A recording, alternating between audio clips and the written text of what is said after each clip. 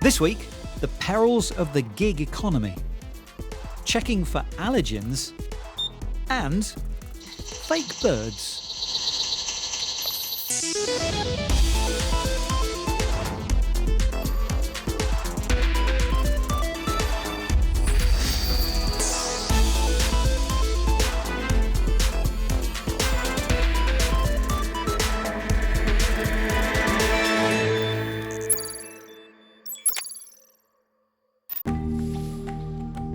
It's kind of hard to remember a time when we didn't have taxi hailing apps. And when I say taxi hailing apps, even though there are many more players out there, it is Uber that comes to mind first. At its conception a decade ago, Uber was really disruptive. I mean, the idea that you could have a taxi to you within minutes, it would know exactly where you were, you could see where it was, and you didn't even have to have any money on you. I mean, it was revolutionary. The company grew at a rapid pace, becoming the highest valued startup in the world. This without ever turning a profit. In fact, in the last 3 months alone, Uber lost an eye-watering $5.2 billion. Undeterred, Uber continues to expand and has its name stamped onto many apps that provide different types of services, all part of the so-called gig economy. Now, it has faced a lot of backlash in many of the countries that it operates in, from taxi drivers who've been losing out because of the platform's aggressive pricing strategies, and from city authorities who've raised concerns over workers' rights and passenger safety. Here in London, the Transport Authority says it too has concerns about passenger safety, and it will decide later this month whether to renew Uber's licence. In the meantime, Carl Miller has met up with an Uber driver who has concerns too. Although this is about how Uber controls his livelihood. It's Monday morning and I'm catching a ride with Hadi. Now we're on. Like so many parts of the digital world, the gig economy was supposed to be a liberation. You okay? Apps like Uber were supposed to transform how you work when you want, where you want. But now many fear that whether it's either in the platforms and how they work or the data and how it's collected, they don't just represent a liberation but also something else, a potent new form of control as well. What I was told is that the closest driver gets that job. But I don't believe that to be right, because what happened is I've seen customers sitting on my car trying to book a ride, and it's not bouncing to me, it's actually going to drivers who are far away, 5-10 minutes. That was something I really couldn't believe, so we gave it a go. But although I was physically sitting next to him, the job went to someone several minutes away. Uber has now introduced a system that aims to reduce the waiting time for everyone, not just a particular passenger. And this may lead to the counterintuitive situation where your driver can get to someone else quickly and another driver can pick you up soon too. Confused? Well, so is Hadi, and although the driver app gives some information, he's struggling to understand what factors really determine how work is allocated. In his 5 years of driving, the work has become scarcer. It's becoming even more important to Hadi to understand the algorithm that actually allocates the work that exists. Important, but also unknown.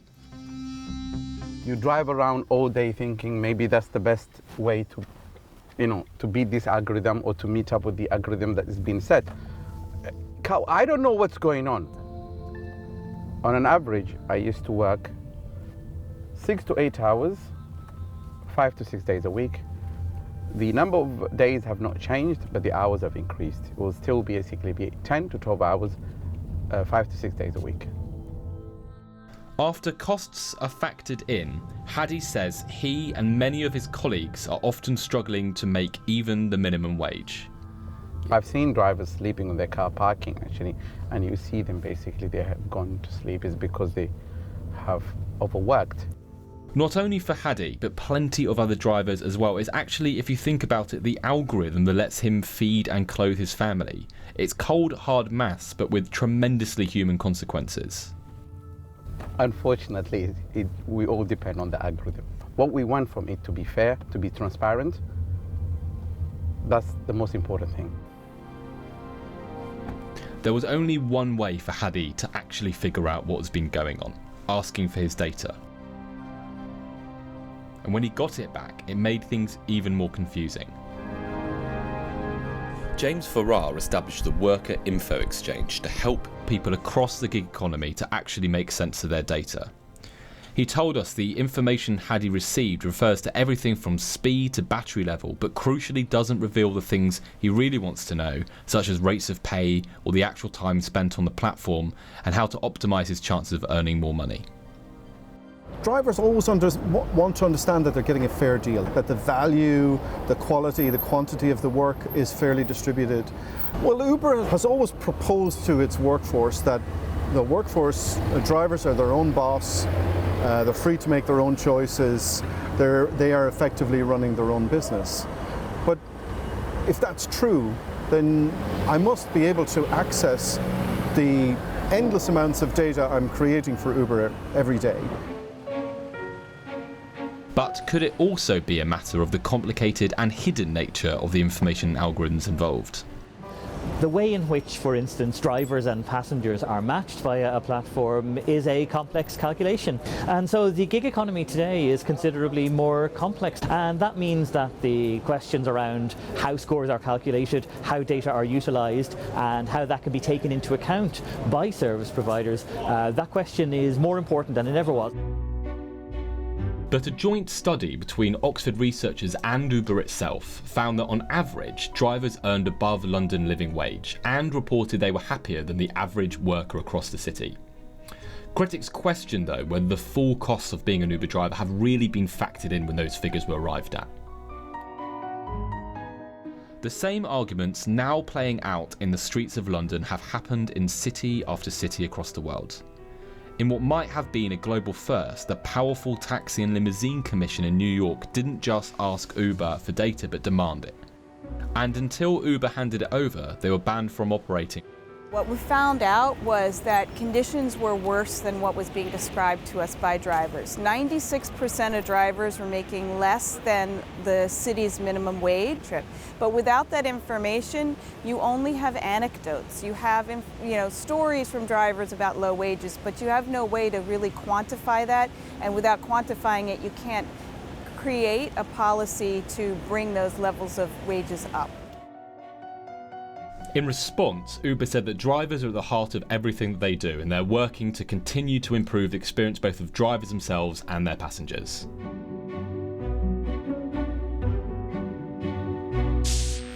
Another brilliant report from Carl there. And Carl, just if you can sum up your thoughts about whether the gig economy really is eroding workers' rights, not just pay, but workers' rights in general.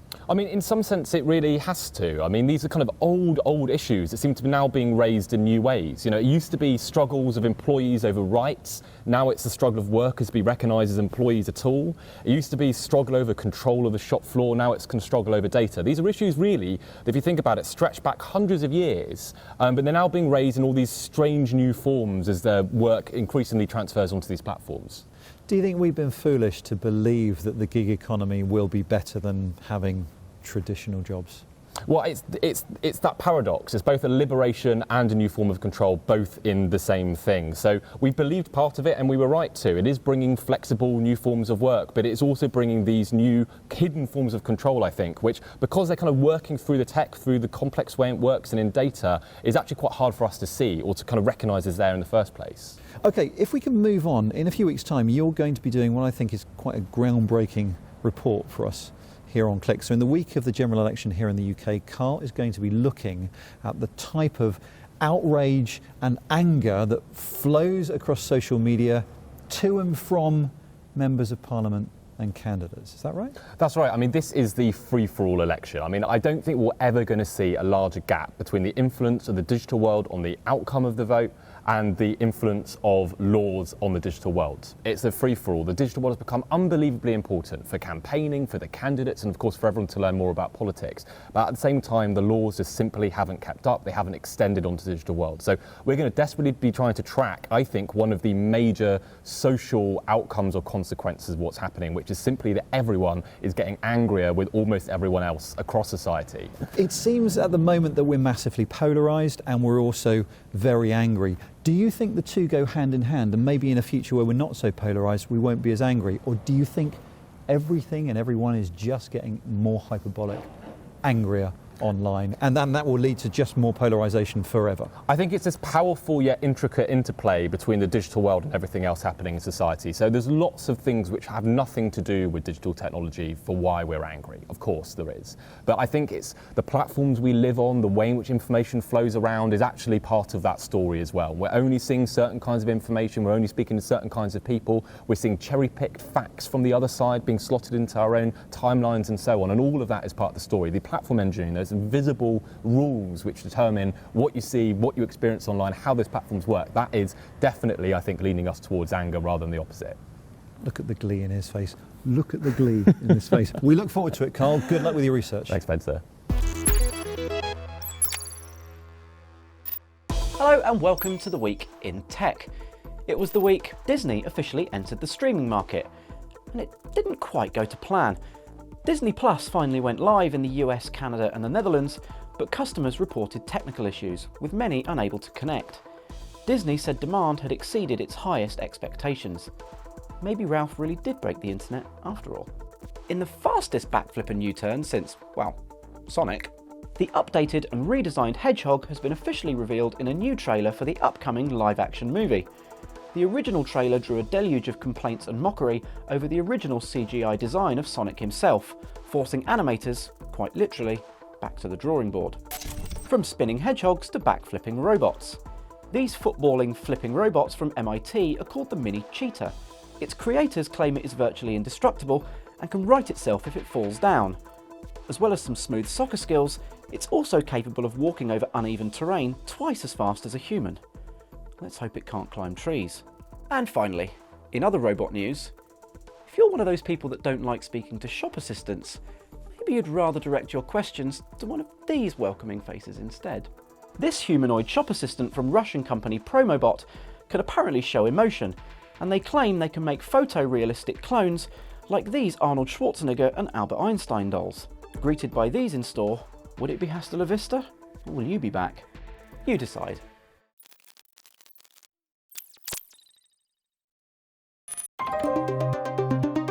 For those with serious food allergies, knowing exactly what you're eating can be a matter of life or death.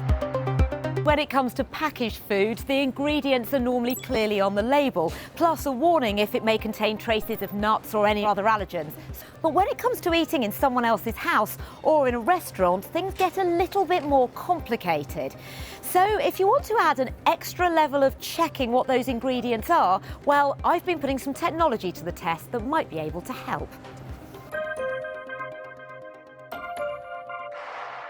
This is Nema. Now there's a version that tests for gluten and another that tests for peanut. The idea is that you put in a small sample of the food that you're eating, as small as a pea, into one of these capsules. That goes inside the device, which syncs up to your smartphone, and you can find out whether the ingredient you can't eat is in it or not.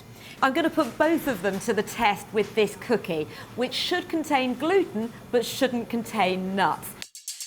The device uses antibody-based chemistry born out of MIT technology to detect proteins or allergens. The company's algorithms then translating complex science into a smiley go-ahead-and-eat-it face, or not. This is a pricey occupation though, each one-time use capsule currently setting you back $5 whole. And the company does advise that this is an extra level of checking on top of your normal due diligence and, of course, carrying any medication. Okay, well I can confirm that the device definitely got this correct. It says that gluten has been found. It comes up here on the device and you can see here on the phone, 12:30 today, gluten has been found. If I tap on that, it gives me the option of not just making a note for myself so I remember, but also sharing the data to the NEMA database. And of course, as more people use these devices, that database will start to become a lot more valuable.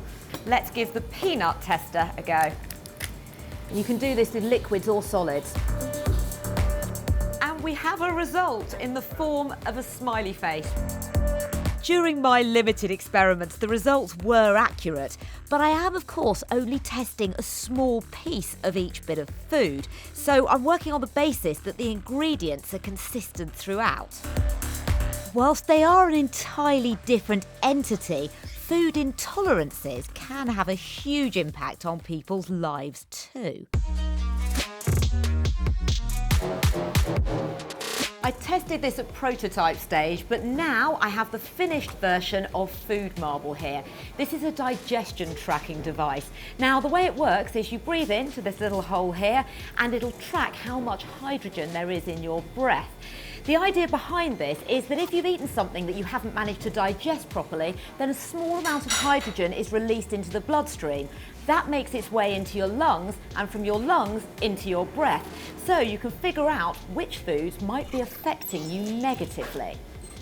Once you have a reading, you can sync that data up within the app with any sleep data or how stressed you're feeling so that you can measure up the factors to see if there's any correlation. You can manually make a note of symptoms too, and you can log all the ingredients that you've eaten in a meal. So how much use are these readings taken at any given time? I think that the danger of that kind of result or variability would be that it might end up with you not knowing where you are and restricting your diet in all sorts of ways, and you could compensate so that you didn't lose weight, for example, and become obviously malnourished, but subtle deficiencies of micronutrients that are important. But there is a secondary use the device hopes to fulfill, and that should be able to really isolate the issue. The device can also be used to do food intolerance testing. Now for that it would require some fasting and you use a different mode that's within the app, but it comes with these samples of inulin, lactose, sorbitol and fructose to test the common intolerances. It does seem to be as accurate as the big machines we use to measure hydrogen in the clinic or in the laboratory in the hospital. My problem with it being practical is that there are many people who have primarily methane producing bacterial populations, and what if you've actually got something really badly wrong with your intestine and you're putting down all of these symptoms due to irritable gut, nerves and intolerance of foods, and yet you've actually got Crohn's disease or celiac disease, or what if you're a slightly older person and actually you think you're too busy to go to the doctors for these symptoms that are abdominal, and yet you're sitting on a cancer somewhere. So of course these devices don't eradicate the need for a doctor's diagnosis or checking what's in your food, but for some maybe they could provide an extra layer of reassurance.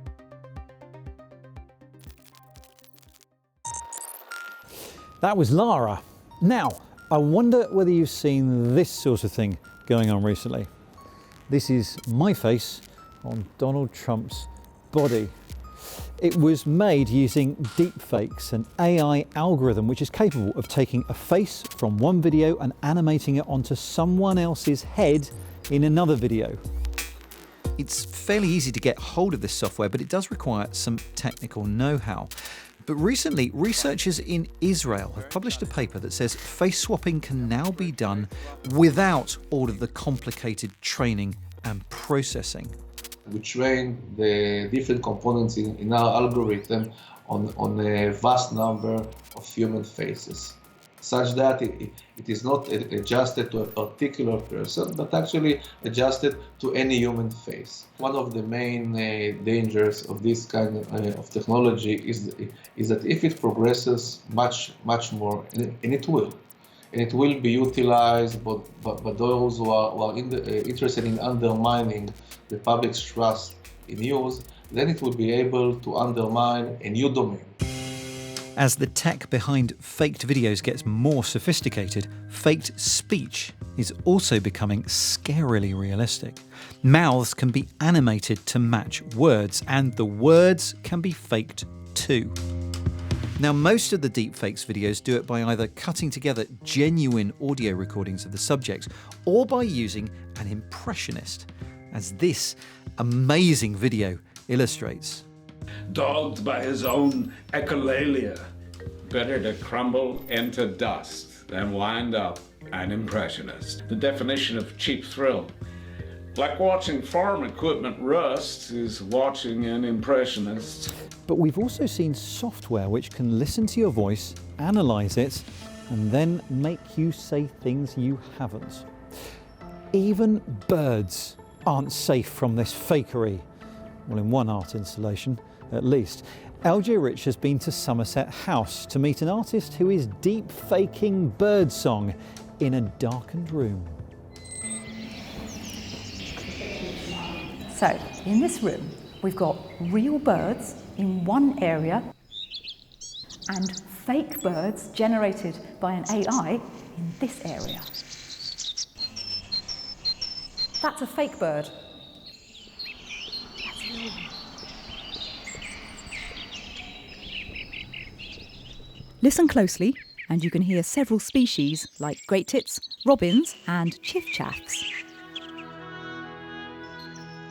Artist Alexandra Daisy Ginsberg trained her AI birdsong using a generative adversarial network, or GAN. This system is often used to make new video from existing video footage, commonly called deep fakes. It's not the first time she's used tech to make the impossible exist. At her studio, there's a digitally revived rhino, a computerised Mars landscape, as you do, and even the scent of a long extinct flower. But creating deep-faked birdsong is a new challenge for the artist, both technically and ethically.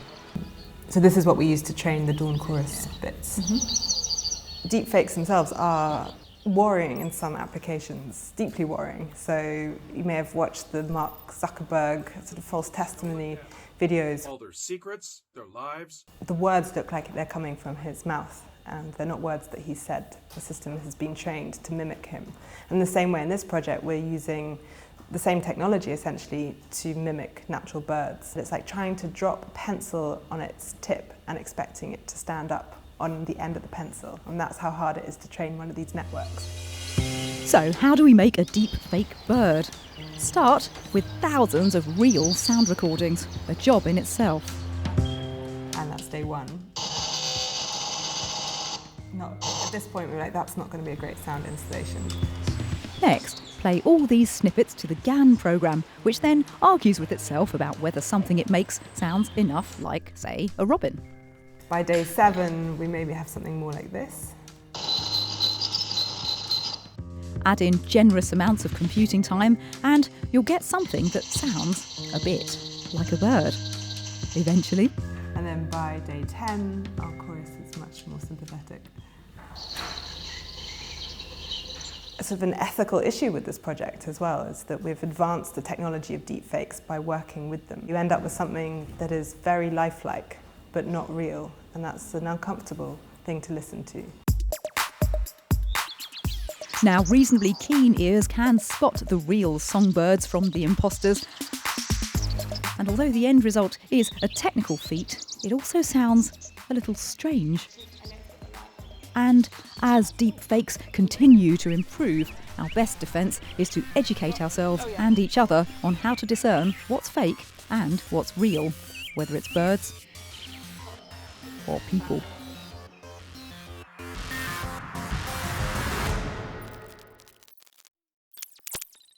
That was LJ tweeting furiously from Somerset House. And that's all we have time for this week. But if you do want to get hold of us anytime during the week, don't forget we live on social media on Facebook, YouTube, Instagram and Twitter at BBC Click.